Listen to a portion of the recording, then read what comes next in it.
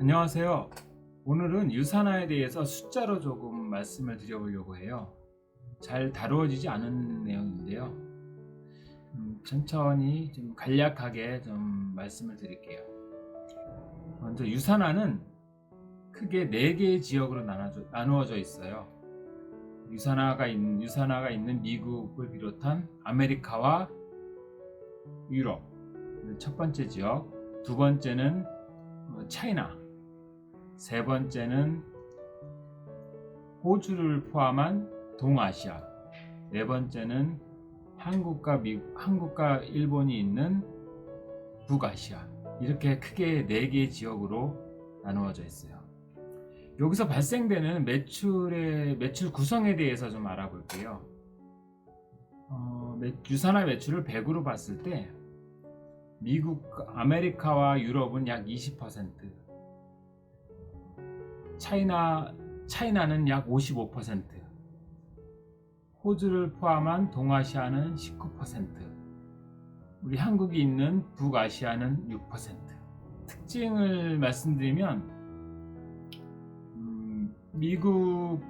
미국과 유럽의 매출 비중은 점점 감소하는 추세고요. 중국과 한국의 그 추세는 성장하는 추세고요. 특히 한국이 있는 북아시아의 매출 비중은 진짜 많이 올라가고 있는 거예요. 거의 유산화는 한국이 먹여 살리는 게 아닌가, 그런 생각이 드네요. 다음은 유산화의 품목별 매출 비중을 알아볼게요. 유산화의 제품으로는 첫째 영양제, 두 번째는 식품, 세 번째는 샴푸와 린스 같은 스킨케어, 네 번째는 뷰티, 셀라비브 화장품이 있잖아요. 이렇게 크게 4가지로 나눌 수 있는데 영양제 구성이 약 80% 이상을 차지하고 있어요. 그래서 유산화는 건강기능식품 회사라고 말하는 거고요. 뉴트리밀 같은 식품 품목은 약 9% 정도, 샴푸와 린스 같은 치약, 한국에서 판매되고 있지 않지만 치약 같은 제품은 약 한 3%. 그리고 2018년 초, 2017년 말쯤에 출시된 셀라비브 화장품의 매출 구성은 약 5%가 되고 있어요. 이 셀라비브 화장품의 매출이 2019년도에는 어떻게 될지 좀 궁금해요. 다음은 유산화에서 판매되고 있는 매출 상위 5개 품목에 대해서 알아볼게요. 바이오메가, 프라바놀, 그리고 제가 항상 중요하다고 유산화의 종합 영양제라고 말씀하고 있는 셀센셜즈, 이렇게 3개가 1, 2, 3위를 차지하고 있고요. 그런 다음에 우리나라에서 가장 유명한 헬스팩, 그리고 코큐텐 제품 있잖아요. 코키논 제품이 4등, 5등을 그렇게 구성이 되고 있는 것 같아요. 즉 유산화에서는 바이오메가, 프라바놀, 셀센셜즈, 헬스팩, 코키논, 이렇게 5개 품목이 상위 품목이에요. 유산화의 원가 비율 궁금하지 않으신가요?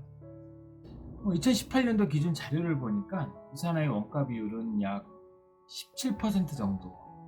제가 볼 때는 적정하다고 생각이 들어요. 매출이 올라갈수록 좀 원가 비율은 떨어지겠지만 과거에는 약 20%를 상회했던 것 같더라고요.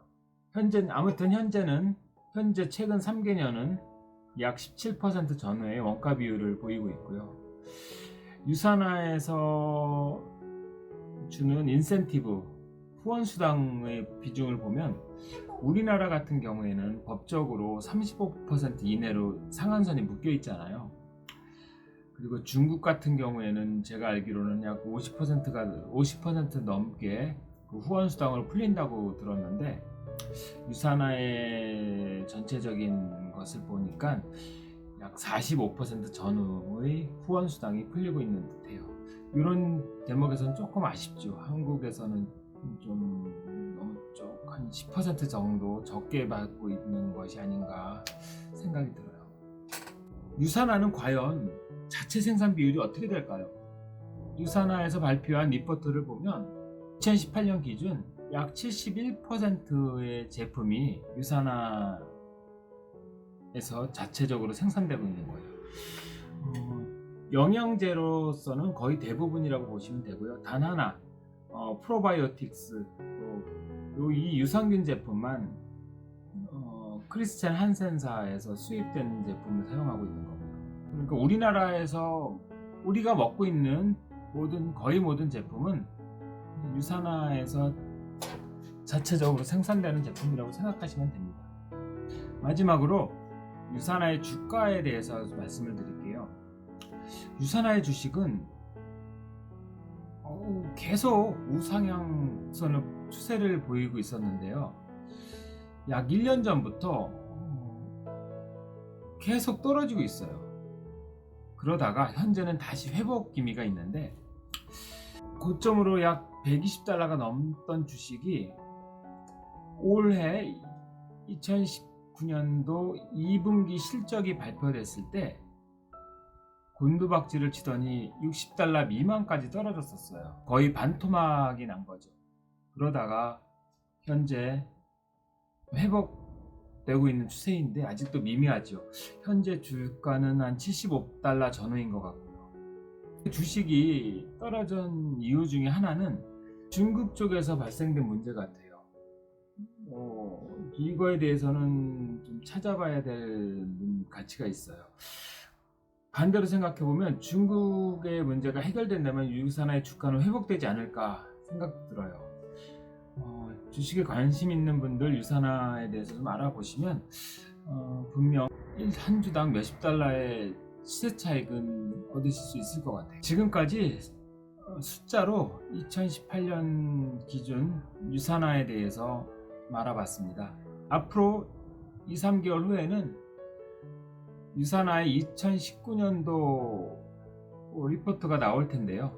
그때 좀 더 정확하게 알아봐서 다시 같은 주제로 한번 찾아뵙도록 하겠습니다. 오늘 저의 영상이 좋았다면 좋아요 버튼 꾹 눌러 주시고요. 오늘도 변함없이 좋은 하루, 행복한 하루, 건강한 하루 되시기 바랍니다. 고맙습니다.